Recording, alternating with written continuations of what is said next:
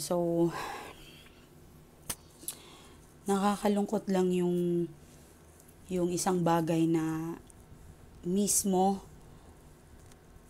sa bansa mo na imbis na protektahan ka, ah, ibinigay at isinuko na dapat kung may mga kasalanan man tayo or kung may kasalanan man yung dati nating presidente, dapat yung magde-detain po lang sa kanya ay yung nasa Pilipinas. Okay. So, parang ang pahiwatig po nito ay parang hindi tayo safe sa ating bansa. Hindi kahit sino, okay? Nagtiwala lang naman tayo lahat kasi kaya siya nahalal or nakaupo dahil din naman kay dating Pangulo na si Duterte.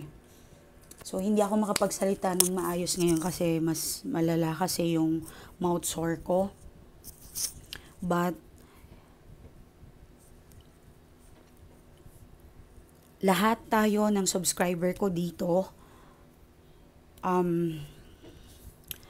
kung gusto nyo nang makatulong, sabayan nyo ako mag-pray or magdasal, nag-manifest sa ating dating Pangulo, ang kanyang health, kaligtasan, na siya ay magiging okay. Ituturo ko sa inyo kung paano yung basic na kausapin yung universe at yung mag-manifest tayo. Kumuha lang kayo ng picture ng ating dating Pangulo. Ito po ay hindi nyo pwedeng gawin sa ibang tao. Kumuha lang po kayo ng yung picture ng ating dating Pangulo. Pwede naman po sa cellphone natin kung hindi po tayo makakapag-print. Pero mas maganda po na meron tayong kahit hindi po siya picture, papel, or nandoon po yung mukha niya. Lagdaan nyo po doon yung araw na kailan ninyo siya pinagdasal. Then, bumili kayo ng orange candle at yellow. Mura lang po yan, hindi po tayo mag-aaksaya ng maraming pera. Okay, and magdasal po tayo para sa kaligtasan ng ating dating Pangulo. So, lahat po ng magagandang dasal or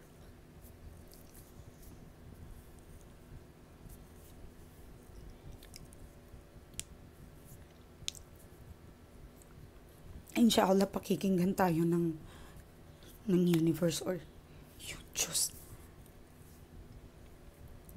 ako as white witch, my visions, nagtataro,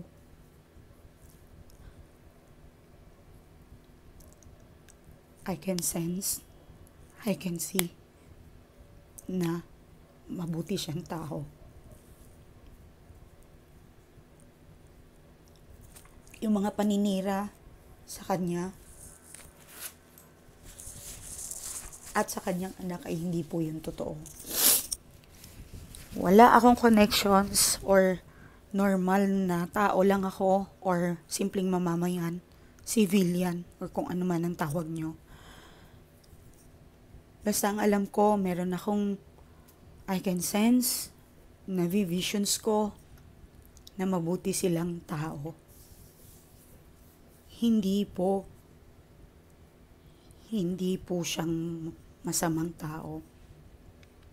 Sa mga pamilyang namatayan during the drugs war, hindi naman po yun sinasabi na tama lang or may kasalanan yung namatay. Ang kasi dito, isipin ninyo nung sinakop tayo ng iba't ibang bansa sa Pilipinas, dumugo po, marami pong namatay, maraming nag-sacrifice. So, ang batas kasi ng ginawa ng ating dating Pangulo ay yun din po ang kalalabasan.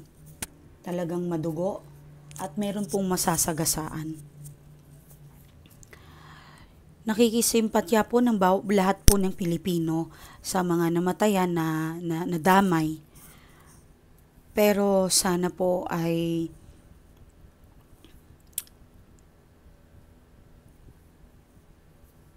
isipin nyo po na lahat may rason. Lahat kinukuha ni Lord. May dahilan. Kinukuha po sila kasi yun na po yung araw talaga na kailangan nilang mawala na or kunin na sila. Para sa akin, ang taong pinatay na walang kalaban-laban, walang kasalanan, bata man o matatanda, pagdating niya po sa hukuman, sa kabilang buhay,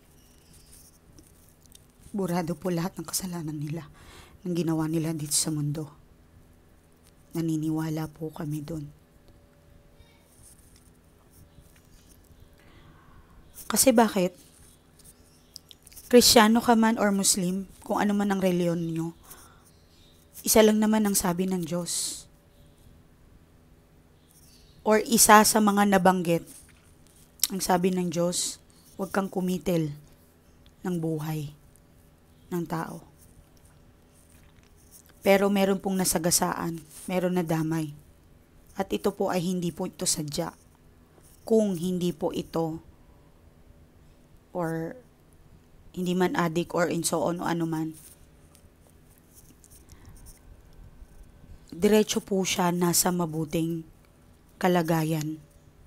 Lahat ng mga pinagtanggulang Pilipinas, yung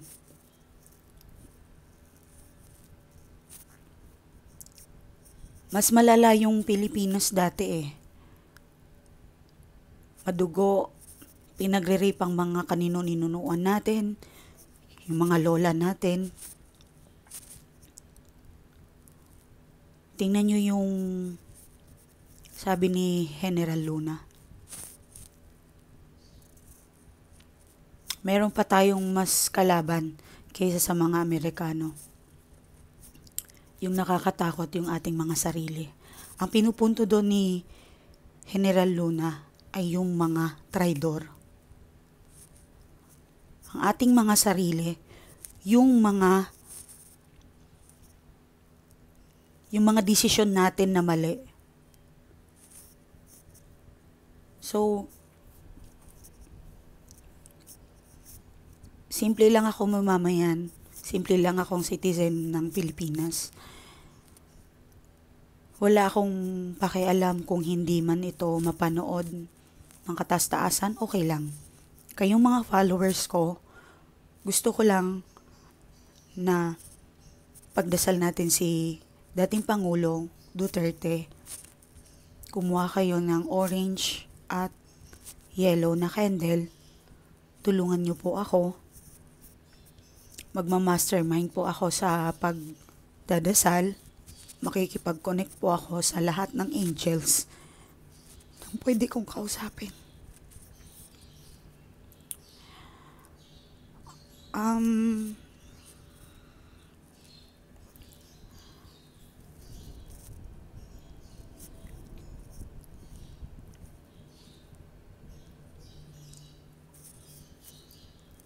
Kung meron man dito na nag-i-stock sa akin na ibang tarot, ibang kung meron kayong kakilala na marunong gumawa, even bad spell man or good spell, lahat dyan ng mga black witch, white witch, kung naririnig niyo ako, dito tayo magkasundo. dito tayo magkaisa. Dito tayo hindi magkalaban. Kung ano ang alam ninyo na pwedeng gawin na makatulong sa ating dating Pangulo, gawin ninyo po. Hindi tayo magkalaban dito.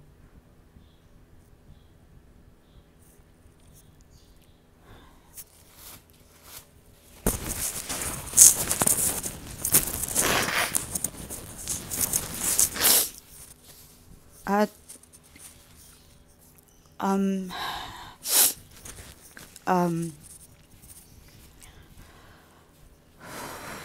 kung ako ang gagawin ko, makikipag-usap ako sa mga anghel. Makakaasa po kayo na gagawin ko po yan.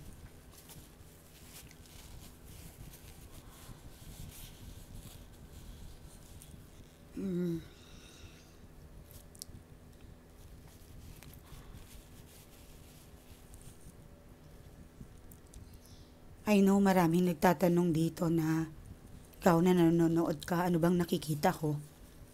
Alam ko magtatanong kayo.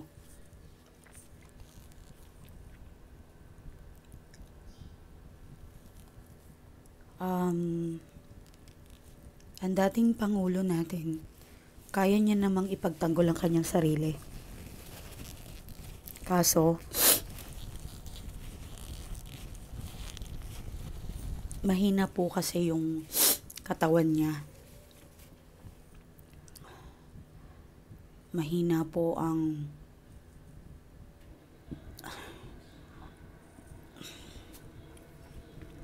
sana po ay kung bibigyan siyang attorney doon sa bansa na yon, Netherlands ba yon or ano, correct me if I'm wrong. Sorry kung nagkamali ako ng bansa, pero kung anumang bansa siyang dadalhin. Ay. Iba po ang pagtrato ng... Ba't ako umiiyak? Kasi iba po ang pagtrato ng ibang bansa sa mga Pilipino.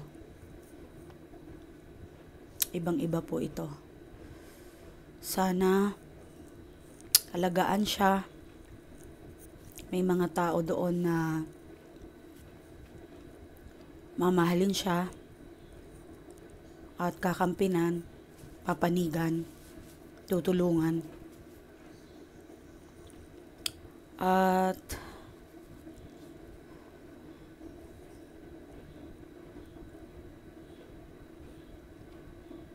may mga nakikita ako na may mga iba't ibang presidente na tatayuan si dating Pangulo natin. Tutulong sila. As of now, I think yung Pangulo ng US or si Trump, nasa side ng ating dating Pangulo. And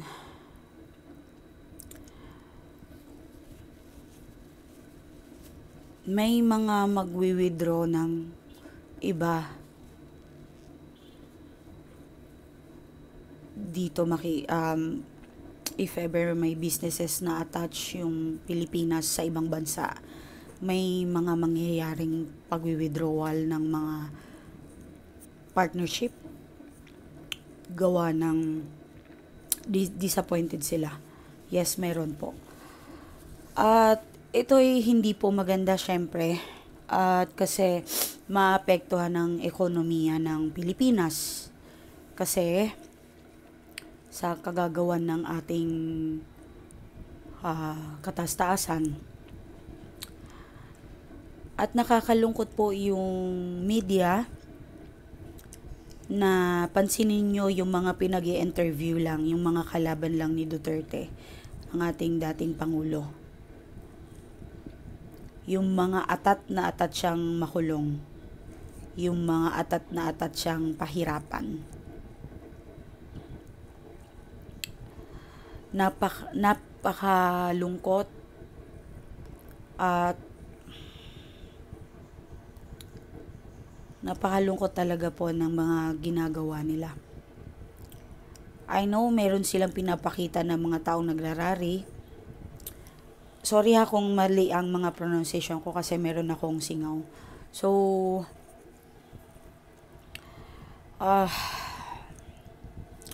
hindi pa rin fair. Okay? Ngayon, ini-interview nila yung mga attorney ni Duterte, which is kagabi dapat inuuna nila yung ine-interview lahat ng panig ni Duterte. Like example si Cayetano. Wala akong nakitang news na in-interview si Cayetano. Dying hard yun kay Duterte. Nakita ko lang sa ibang channel, which is hindi news. Okay, so it's unfair.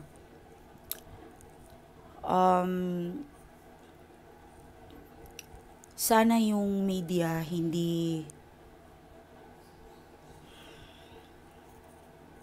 kahit naman anong sabihin natin, talagang hindi nila tayo maririnig. So, mabigat to para sa akin na nakikita ko yung isang taong alam kong mabuting tao. Alam kong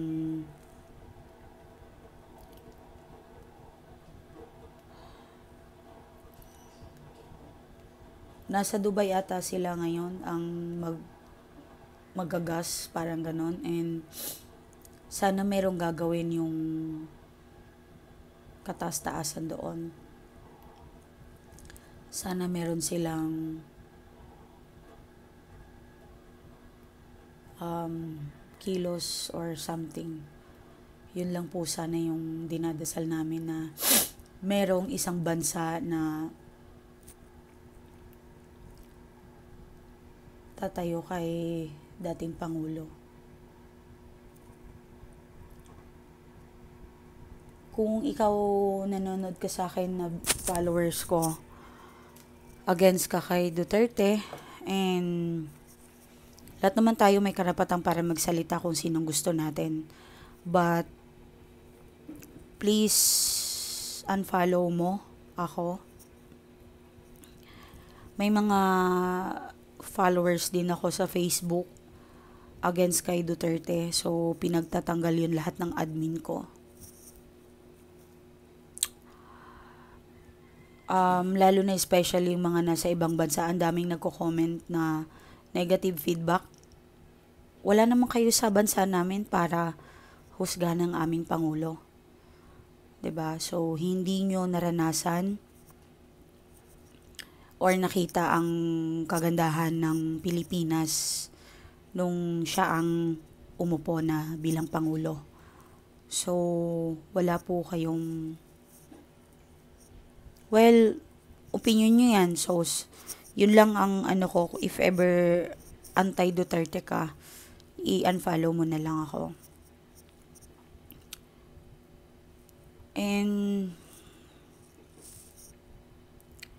suportahan natin yung mga anak niya. Malinis ang pangalan ng mga Duterte. Itong legacy nito sa kanilang ama, alam ko may magdadala at magdadala ito. Yes, of course. Meron at meron. And as a simpleng mamamayan, wala tayong magagawa as of now. Medyo madilim yung ano ko. Ayan. Wala tayong magawa as of now, kundi ipagdasal ang ating dating Pangulo. Ay, so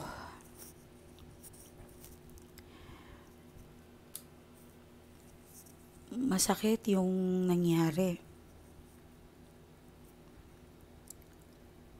Nakakatakot po ito kapag hihina siya doon, manghihina. bigla na lang, kasi ang alam ko may diabetes na din siya eh. So, hindi, kung hindi man ito, na gawaan ng paraan, so manghihina at manghihina ang ating dating Pangulo. Sana ako natatakot, ba't ako umiiyak kasi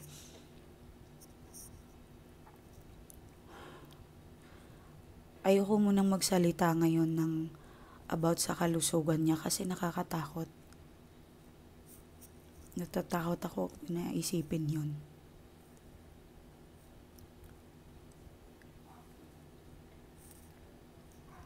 Wala akong ibang dasal kundi na makauwi si Duterte ng buhay.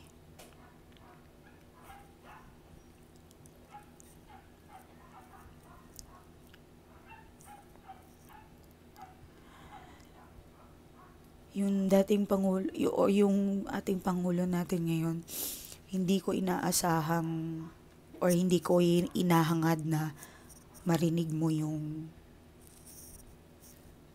salita ko ngayon or yung video ko. Ang hangad ko lang sana, maawa ka naman. Para mo nang tatay yan. Huwag mo sanang kalimutan. Walang ibang presidente na pinaglaban ang Marcos kung hindi po si dating Pangulo. Hindi po may lilibing ang tatay nyo. Hindi po ito magkakaroon ng peace of mind or rest in peace, sabihin. Hindi po siya magkakaroon ng kapayapaan kung hindi po siya binigyan ng maayos na libing ng ating dating Pangulo na kinakalaban mo.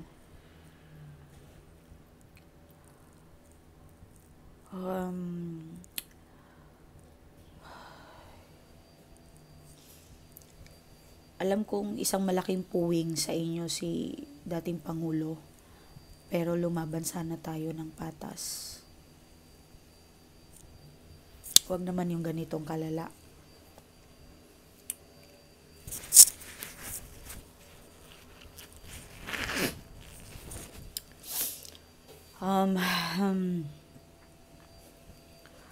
So,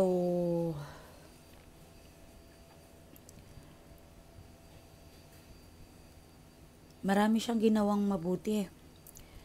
Yung mga sundalo, nagtaasan yung mga sahod. Diba? Yung hindi niya pinabayaan yung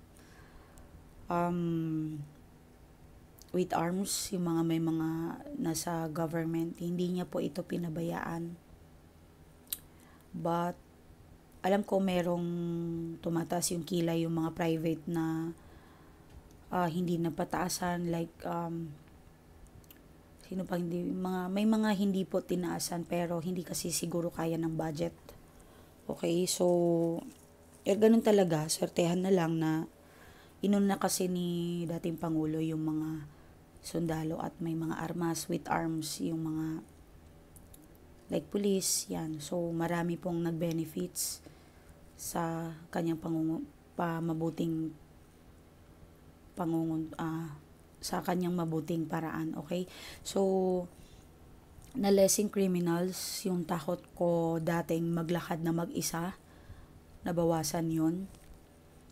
Kung dating hindi ako nakakalakad, natatakot ako maglakad mag-isa.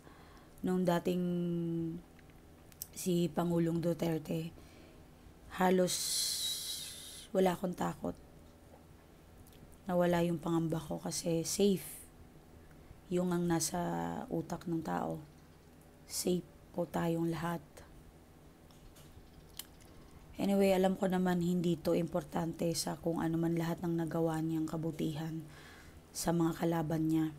Ang gusto lang nila ay talagang tanggalin ang dating Pangulo or matanggal ito sa kanilang mga anino dahil isang malaking puwing ito sa kanila. Sana po lumaban lang po sila ng patas. And kayong mga subscriber ko, Kung wala man kayong kandila or orange and yellow, mas maganda po meron. Pero kung wala po, sabay-sabay po tayong magdasal ng 2 a.m. in the morning. Mag-alarm po tayo para po sa kanya. 2 a.m. in the morning. Bakit po 2 a.m. in the morning? Kasi yan po yung oras ng maririnig tayo ng mga anghel ng 2 a.m. in the morning. So, kung sino man yung nasa Saudi, nasa Makkah, pwede po kayo doon magtawaf, pumunta doon sa Kaaba. Humingi po kayo doon ng tulong, magdasal para sa ating dating Pangulo. Please, nakikiusap ako yung mga nasa Saudi, nasa Makkah.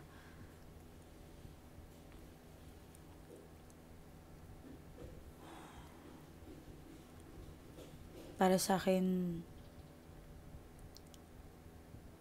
mas malakas pa rin ang dasal ng Diyos. Sana kung mamamatay yung dating Pangulo natin sa bansa natin.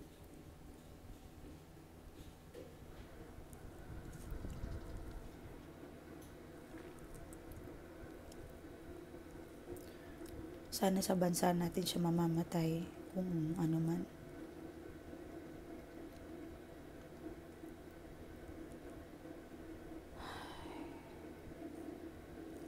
Isipin nyo na lang, naging 2 term niya ang pagiging presidente. Kung hindi siya gusto ng tao. 'Di ba? Kung hindi siya gusto ng tao, bakit naging 2 term ang pag-upo niya? Isipin nyo lang po yun. Maganda po ang kanya ang maganda po ang kanyang mga ginawa. Anyway, ayoko magbasa ngayon ng cards natin. Gusto kong makita through cards kung ano yung kalagayan ng ating Pangulo.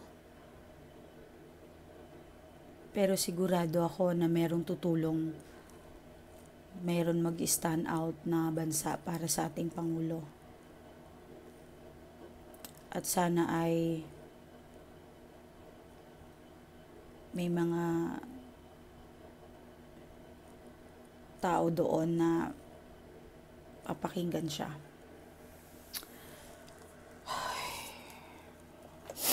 Mahirap ito pero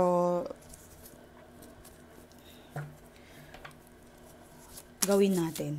Kahit papaano meron tayong messages from angels.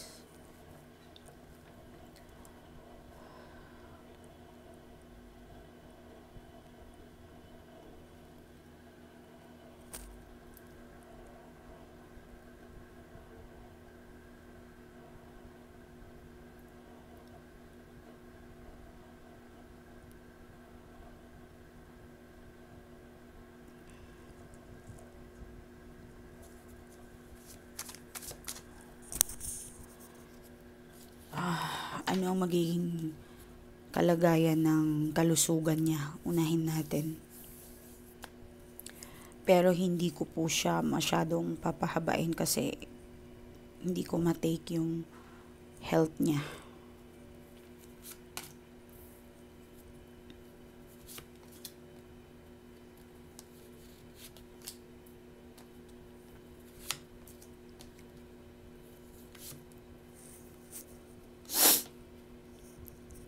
Okay.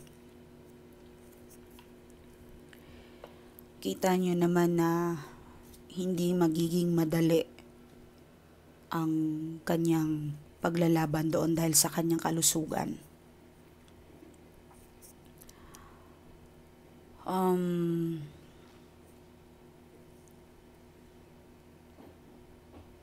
Meron pong isang traidor na nakikipag-ugnayan doon sa kung sino man ang mahawak sa kanya. So, ang sabi dito, lumalaban siya hanggat kaya niya. Pero medyo yung kalusugan niya ay hindi po ka 100% na okay.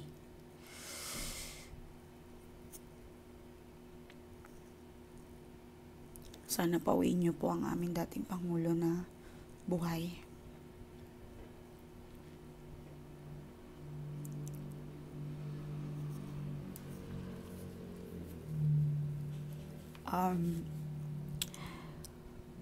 Next, yung magiging laban niya doon para sa mga taong i-question siya. Okay.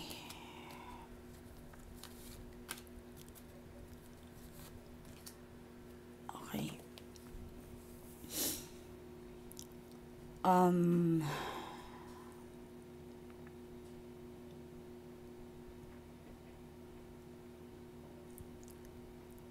Although nahihirapan, lumalaban, pero meron pong papanig din po sa kanya. At inshallah ay maging mabilis ang paghuhukom doon or kung ano man ang gagawin nila. Okay?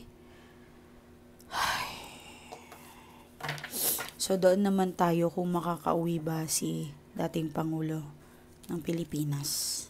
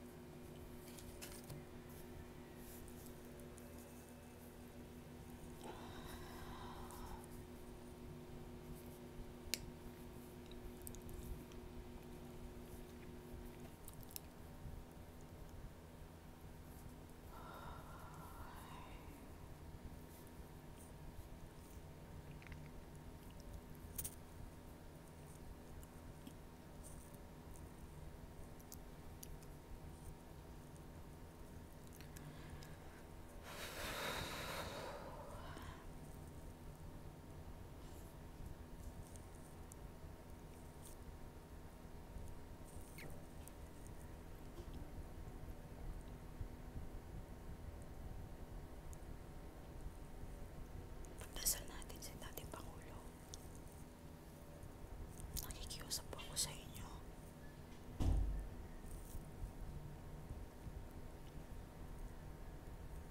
Hindi ko kaya mga nakikita ko.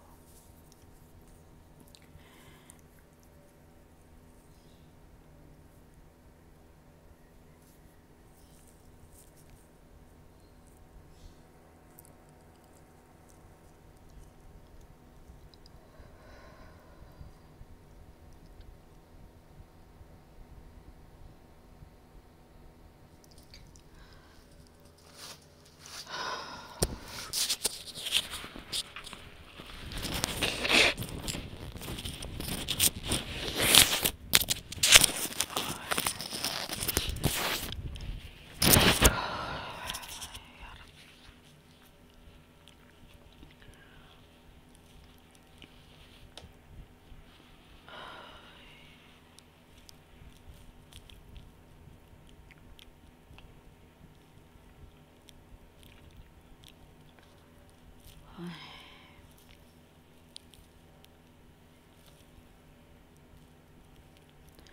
2 a.m. po mamaya mag-start tayo.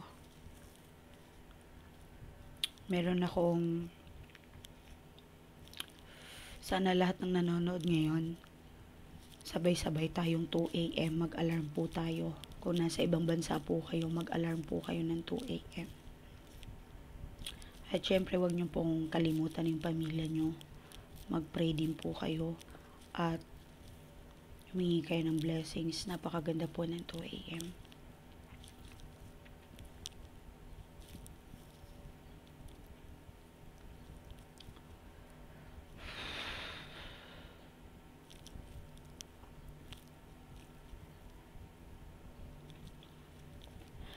Well, maraming salamat po. Ginawa ko yung video na to hindi po para magpapansin or makitrending. Ako'y lubos na nasasaktan. Karapatan kong bilang mamamayan, Pilipino, na magsalita, magsasabi ng anong nararamdaman ko. Wala akong against sa lahat, but respeto nyo kung ano yung gusto ko rin bilang citizen ng Pilipino.